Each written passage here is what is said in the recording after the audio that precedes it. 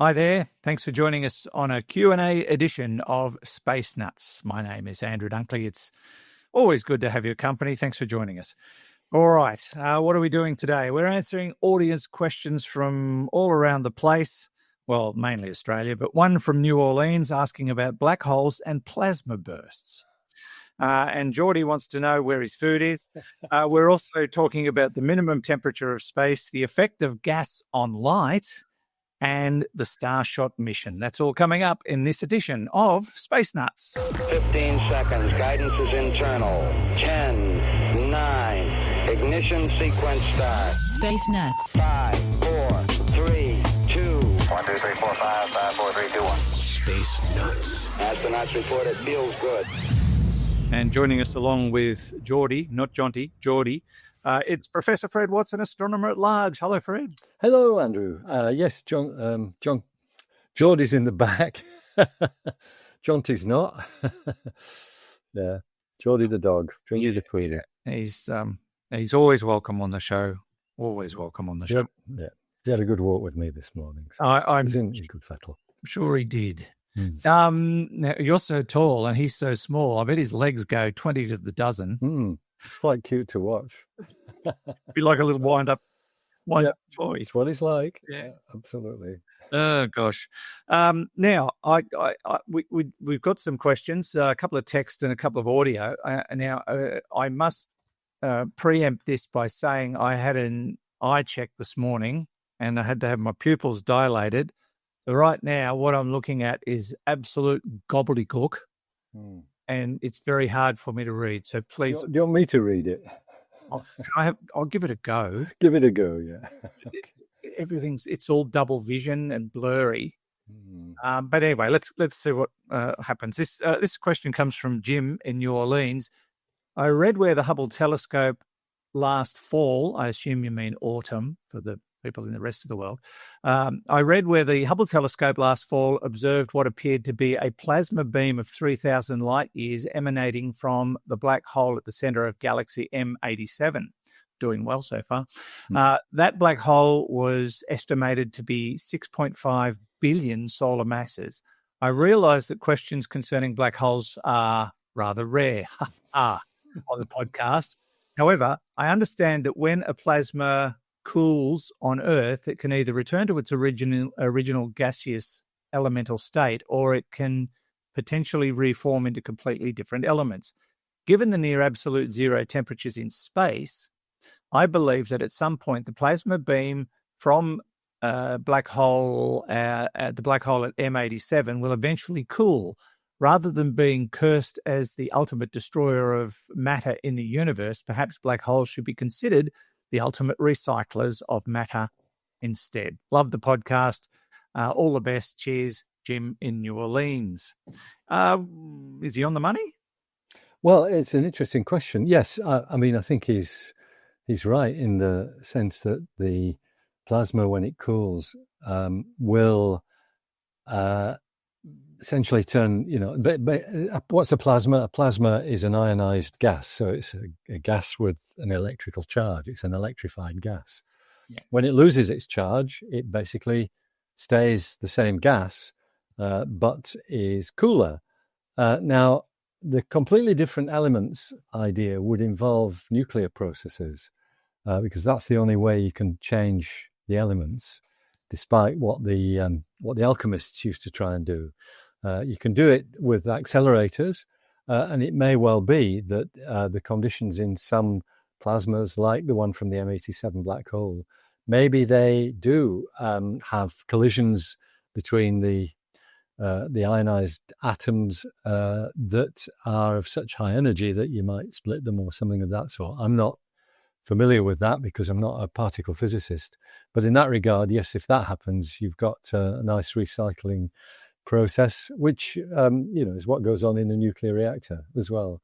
But nice to hear from you, Jim. Glad you're enjoying the podcast too. Yeah. There's so much happening when it comes to black holes. I mean, there's just it's not just the plasma. It's the hunger. If I can use that term, black holes they get the munchies. They probably smoke too much pot. Is that what happens when you smoke too much pot? I've never... Apparently, I've been told. Yeah. In a medical paper once. All right. I spent a lot of time reading those. Hmm. But yeah, they're very active parts of the universe, and there's so much we know that they do, but we don't know so much more about them. And we've only in recent times been able to image them. Yep.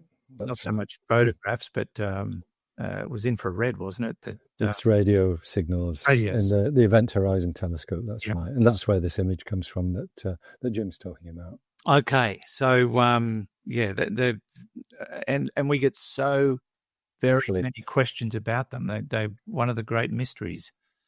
Sorry, and I'll just correct what I just said. The Hubble telescope is certainly what observed that plasma beam, but M87, of course, has had its structure imaged by the Event Horizon Telescope. Sorry, just correcting myself there. That's okay. It's all good. Thank you, Jim. Appreciate the question. Our next question comes from one of our regulars, Buddy. We'll see what he's got on his mind this time. Well, hello, Space Nuts. This is Buddy from Oregon. All right, guys. I got one more good one. I'll leave you alone for a while. Is the minimum temperature of space, like in the dark, is that going to get lower as the universe spreads out? And if so, is that going to affect how things in the universe react? Like, is that going to make hydrogen or, like helium turn into a liquid or something? All right. Thanks, guys. Thank you, Buddy. So as the universe is expanding, is the minimum temperature of space going to get lower, and what effect might that have on the elements? I think that's sort of the pricey. That's a nice pricey. And Buddy's right. It is getting lower. So the minimum temperature of space is essentially the temperature that we record from the cosmic background radiation, which is 2.7 degrees above absolute zero. So 2.7 degrees Kelvin is the temperature of space. And if you think about what that temperature was when the universe was much younger than it is now, certainly in the aftermath of the Big Bang, that temperature was, 5, 6, 7,000 degrees Kelvin. So as the universe has expanded, that temperature has fallen, and that 2.7 degrees is what we have now. And as the universe continues to expand, it will continue to cool, but not at a rate that would ever be detectable by human instruments. But it is cooling. Whether that changes the circumstances of clouds of gas or whatever is a different question, and I suspect the answer is no. It may, it would have a superficial effect, but I don't think it's got any really fundamental effect on the makeup of the cosmos. Okay, let's focus on the Kelvin scale for a moment. It's a measure of temperature based on the absolute zero, lowest temperature. That's right. So and that temperature is defined by being the temperature at which all motion of atoms stops. Right. So temperature is a vibration of atoms. So as a solid gets warmer, the atoms vibrate more. As a liquid gets warmer, the atoms sort of slosh around more. And as a gas gets warmer, the atoms whiz around much faster in space. So the three states of matter there. That's to say that at 0 degrees Kelvin, all atomic motion stops. Okay. And we know it's absolute zero. I think some modern laboratories have got within a gazillionth of a degree of absolute zero, but it's one of those things you can never actually reach and get something whose atoms have stopped. As far as I know, I might be wrong there. There might be physics laboratories where that's actually been done. But, right. Well, if you have, chances are, if you did achieve it, you'd never get home from work. Quite. You wouldn't be able to move. You'd be able to move, yeah. Yeah. So obviously, this is a dumb question, but if you, like when you freeze a tray of ice in your fridge, you've got an old-fashioned fridge like me where you have to actually get the thing out, fill it with water and put it in and wait. We do that too. Yeah. That's not absolute zero. There's still movement. Yeah, in the atoms. In the atoms. Yes, that's right. Even though the ice looks pretty inert, the fact that it's probably, absolute zero is minus 273 degrees Celsius. So if you're cooling it down to, minus 13 or something, then you've still got another 260 degrees to go before you get to absolute zero. So there's still plenty of movement in the atoms of your ice. Yeah. What about out in the depths of the solar system where the ice is so cold that it's rock, the same as rock here? Yeah. Is that anywhere near absolute zero? It's about minus 190 on the surface of Titan, which is where ice is certainly effectively rock. It's as hard as rock. Hard as granite, I think, was the way Jonty described it last week. Yeah. But even then, you're still, 83 degrees away from absolute zero. Wow. It's a very, very cold temperature. Sure is. It's hard to imagine that kind of cold when the temperature outside here gets to 9 degrees. That's enough for me. Yes. Yeah. Yeah.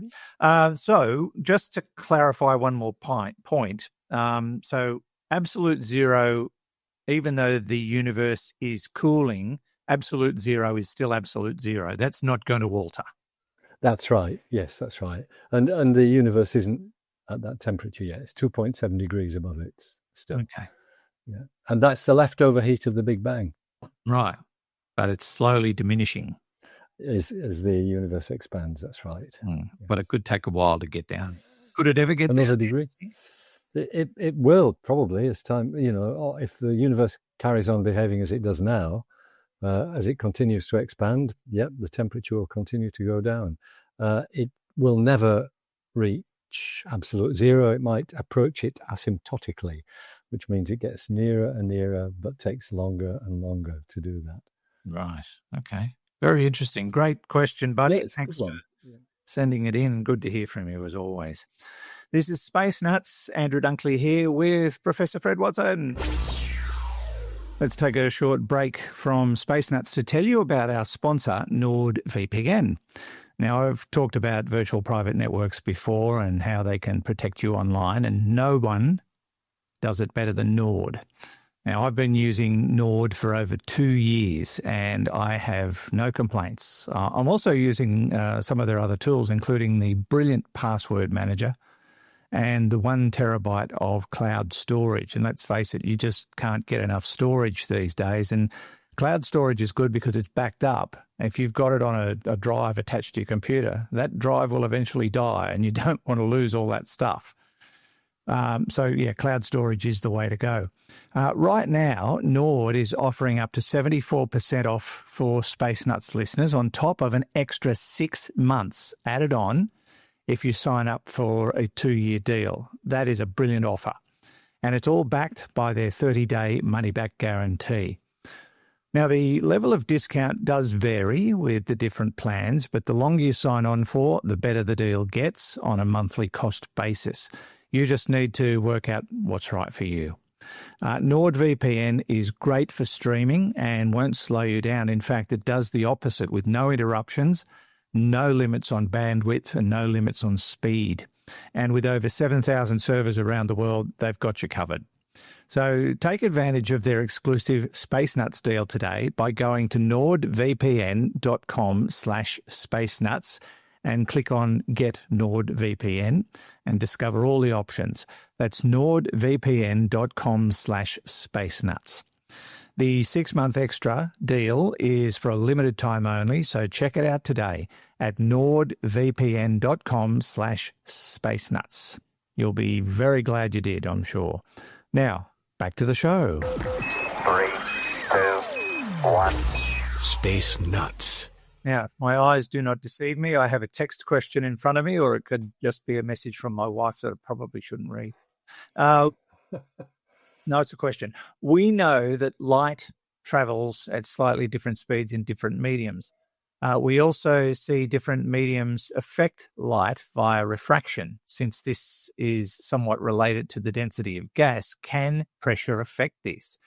If we go to the extreme case, is it possible for enough pressure of a gas, I assume cloud, or enough pressure of a gas in general, to push back on light itself and stop it? That comes from Jacob in Western Australia. I assume Western Australia. It could be an American state that has the abbreviation WA. I believe there is one. So could be either. But this reminds me of an experiment they did not so long ago where they actually did claim to have stopped light. Yeah, that's right.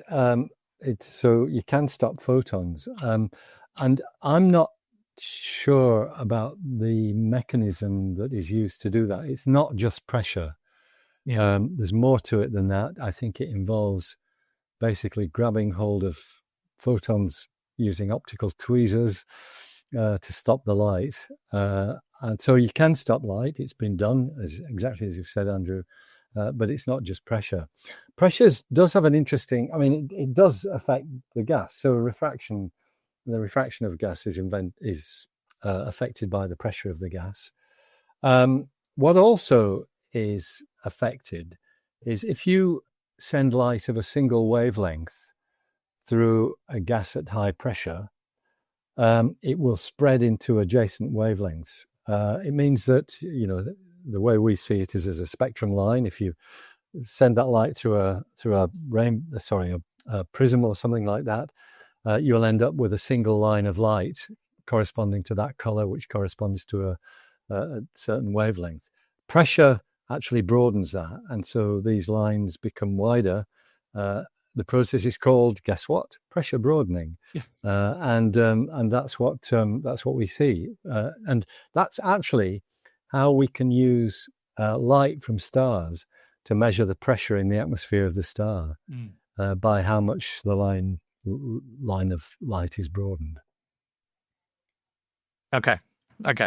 All right.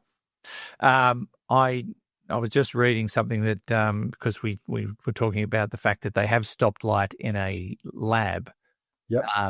The way they did it was they used as you said, a special medium, like a cloud of ultra cold atoms. Yes, that's right. To trap the light's photons, and it effectively brought the light to a complete standstill for a brief period. And that was work that was pioneered by physicists Lin Hao from the Bose-Einstein condensate. Yeah. Condensate. So yes, my eyes aren't working. Yeah, no, you're doing well. Actually, you're doing very well. If I had the eyes that you've got at the moment, I couldn't read any of the stuff that you're looking at. A Bose-Einstein condenser is basically it says peculiar state of matter where it behaves as a single quantum object. So you put all the atoms together and they all behave like one object. It's a bit like entanglement. Right. It's headachy stuff, isn't it? It is, yeah. Very headachy, yeah. We gave Jonty a lot of headaches while he was... Oh, good. Well, that's good. He complained his keep then. Every time he was constantly having headaches. All right. So we covered Jacob's question effectively? I hope so. It's really all I've got to say about it, unless you want to throw in a couple of... Oh, no. You're getting into the realm of science fiction if you ask me to start talking about this. That's all right. That's perfectly acceptable. Thanks, Jacob. Great question. Okay, we checked all 4 systems and skiing was a go. Space Nuts. And our final question today comes from Ash in Brisbane. G'day, Fred and Andrew. Ash from Brisbane here. Got a bit of a mind-bender question for you. I was just wondering, if we were to take one of the breakthrough Starshot micro spacecraft that we're going to send through to Alpha Centauri, but launch it 90 degrees to the plane of our galaxy, how far and for how long would it have to travel before it could look back and see what our galaxy looks like from the outside? Interested to hear your thoughts. See you guys. Love the show. Bye. Thank you, Ash. I'm thinking that question came from one of the hypotheticals that were thrown at us recently, asking if we could go anywhere in the universe and look at something, what would it be? And your answer was to go outside our galaxy and look back at it and see what it really looked like. Yeah, that's right. I think that's where that one's come from. Yeah. So if Starshot was able to do that, how long would it take to get out there far enough for us to be able to look back and go, oh, look, there's our, oh, gosh, we need to take the garbage out.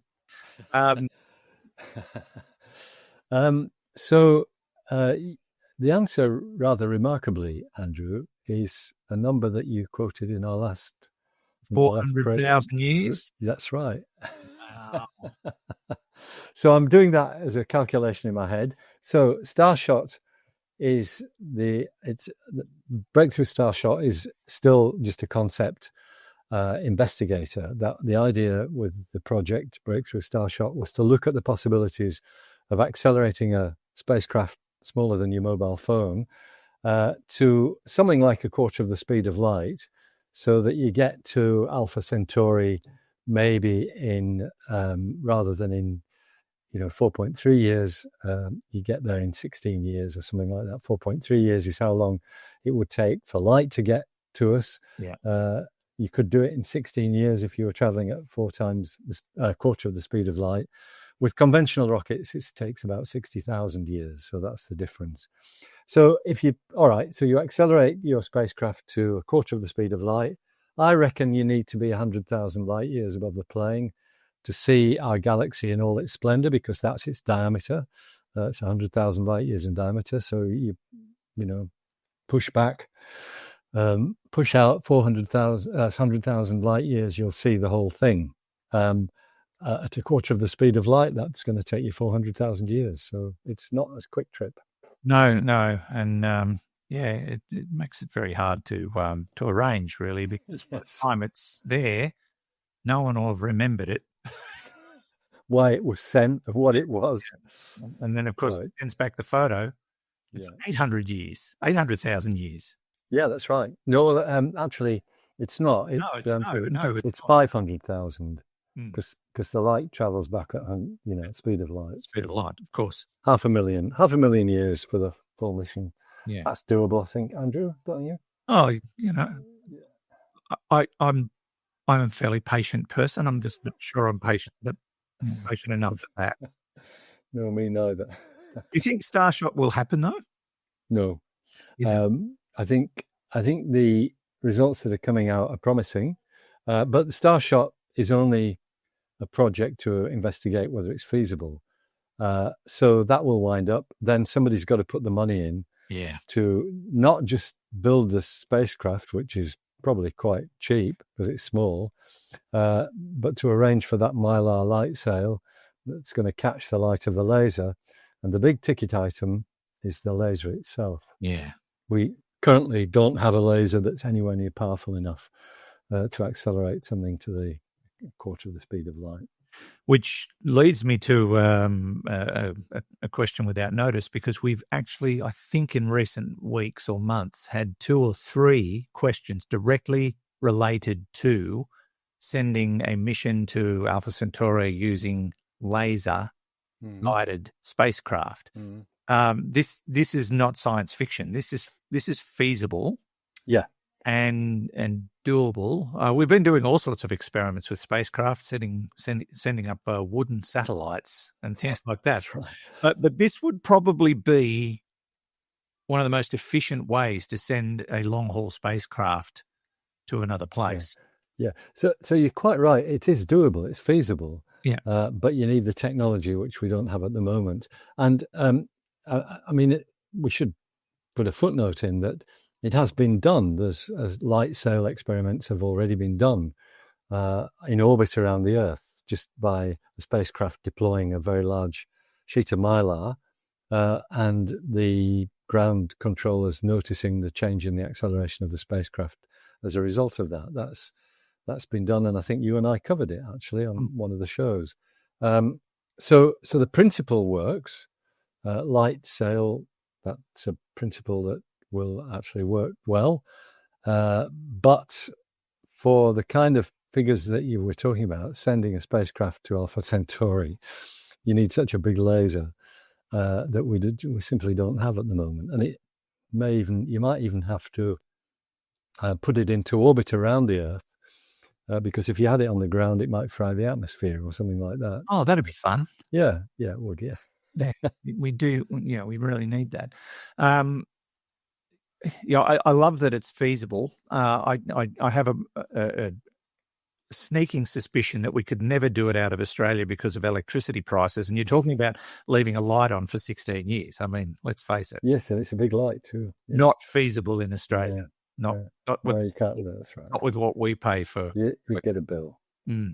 Another thing that has fascinated me in recent times, and I read a couple of stories like this when you were away, Fred, was the ongoing development into new engine technology for space travel. And I know NASA's been working on something called the Deep Space Engine. It's a thruster that is showing a heck of a lot of promise in terms of its power.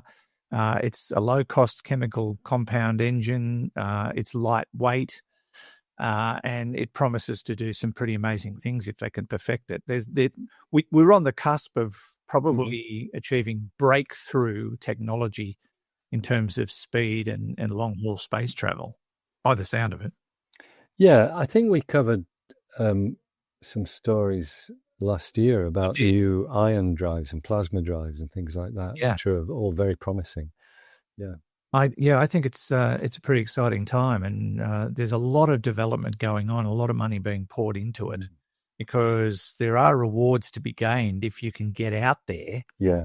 And you probably don't like the idea, but we've already spoken about in the last episode or two about asteroid mining. That's a mission test that's been as we talked about in the previous episode, has fallen foul, unfortunately. But that's just the beginning. That's just going to be that will continue on. And of course, mining the moon for that mineral that's not so common on Earth. Can't remember the name of it. Something called water, I think. No, there's something else up there. Something else up there that they. helium-3 is one of the things. Yeah, that's it. So there's a lot going on, and I'm sorry to say that profit's probably the driving force behind it. In the end, that's right. Yeah. That's a very human thing to do. Yep. Essentially. All right. Thank you, Ash. Thanks for the question. Great to hear from you. And don't forget, if you've got questions for us, you're always welcome to send them to us via our website, spacenutspodcast.com or spacenuts.io. And you just click on the little thing at the top called AMA. Now, I know some time ago someone said, can you change it to something else so that we know where to send questions? Still working on that. Not sure where that's up to. I'll have to check with Hugh in the studio as to where that's up to. But the AMA button at the top is the one you click on. When you click on that, which I'm doing right now, you can send us a text question just with your name, email address, and the message, or you can click start recording if you've got a device with a microphone. It's really quite simple. And while you're on the website, just randomly click on I don't know, shop. Speaking about profitable humans, and look at all the Space Nuts paraphernalia. You can get stickers, you can get T-shirts, you can get mugs, you can get polo shirts, dad hats, bucket hats. For those of you that live in those northern cold latitudes, you can get a ribbed beanie, all with the Space Nuts logo. You can even get Space Nuts socks. I need one of those beanies for the next time we go up to the Arctic. Yes. Well, when we're up above the Arctic later this year, even though it'll be summer, the temperatures that we don't get down to here in winter, essentially. Yeah. So we've bought earmuffs. So we should get some Space Nuts earmuffs, I reckon. There's also the Space Nuts hoodie. That's a fun item. If you want to scare people, not just Space Nut, but you've got a Space Nut hoodie on, that'll freak people out. Certainly would. Yeah. So that's all on the Space Nuts website, and plenty of other things to see and do there. And if you want to become a Space Nuts supporter, you can do that on the Space Nuts website as well. And thank you to all of our patrons. We think you are awesome. Thanks for getting behind us. And did I say goodbye, Fred? I'm not sure whether you got there or not, actually. Thank you, Fred. Nice to talk to you again.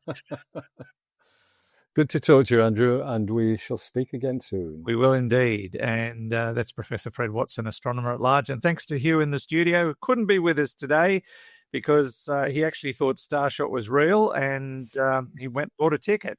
And it cost him $1 million. So he's out doing his second and third job to pay it off. From me, Andrew Dunkley, thanks for your company. Catch you on the next episode of Space Nuts. Until then, bye-bye. Space Nuts. You've been listening to the Space Nuts podcast. Complete Houston. Available at Apple Podcasts, Spotify, iHeartRadio, or your favorite podcast player. You can also stream on demand at Bytes.com. This has been another quality podcast production from Bytes.com.